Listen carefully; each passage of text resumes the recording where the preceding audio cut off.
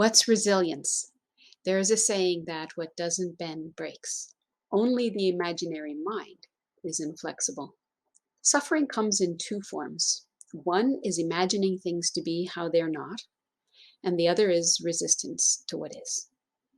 Both are attempts to freeze reality the way we want it to be. We think that we can do that, but reality is constantly changing in massive and micro ways. Mind, being creative imagination, does not have to be in alignment with what's real. In the mind, we can have thoughts about how things or people should or shouldn't be, yet when things are that way, we can continue thinking that they shouldn't be. You can't actually resist what is, because no matter what you think, it remains as it is. And being out of sync with what's real is what hurts us. How things are is not a problem. We make things into a problem, but only in the mind. And we make things appear bigger than they are, but only in the mind. My mom's words when I was a child are seen as quite wise now. Don't make mountains out of molehills. If you never touch a thought about how terrible things are, or how stupid that was, or I shouldn't have done that, then for you, things are left as they are, and there's no problem. And reality is always kinder. All things change, but this change is slower than the speed that the mind changes, and therefore slower than it demands. Of course, no matter what you think, things are still as they are. So it doesn't matter to things what you think, it only matters to you. When you try to freeze your reality via the mind, you suffer due to inevitably rubbing up against reality. It's the great big no that we say to whatever is, which mentally, emotionally hurts us, and not the whatever is. Saying yes is just to recognize and accept what already is. Not that reality needs your yes. Not saying no is to let things be as they already are mentally. Now, it doesn't mean that you don't take care of the moment.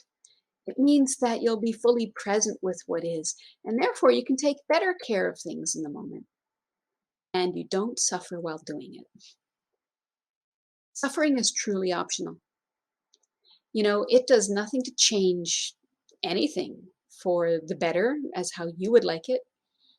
It only changes your experience, your health, and your relationships for the worse.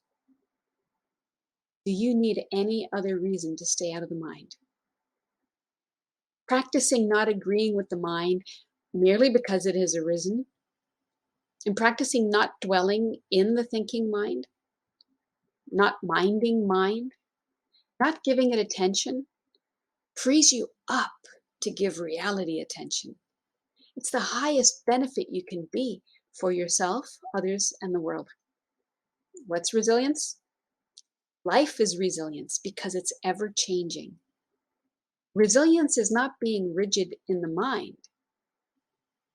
It's not opposing reality, nor trying to freeze it. It's staying out of the mind and staying with the simple, immediate reality of what is. And that's good mental and physical and even financial health. It's working with the ever-changing reality of things. It's going with the flow instead of struggling to swim upstream. It's peace.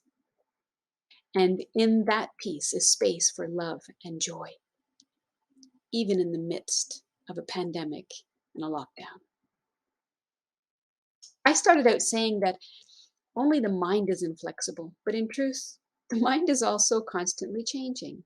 You notice one thought and then another and then another. And so it's not the mind that's not flexible.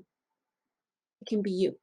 When you stick to one thought rather than seeing that even thought doesn't stay the same. And so therefore, how can it be the ultimate truth and reality? Well, it's not. It's just thought. In Canada, we have a saying, if you don't like the weather, just wait a minute. What does that mean? It's going to change.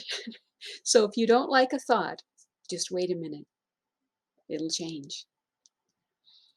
Thought is just thought.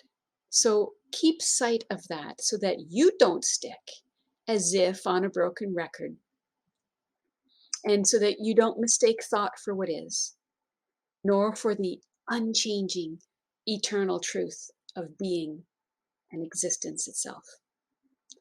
Then you're resilient, like reality is. Until next time, keep it real.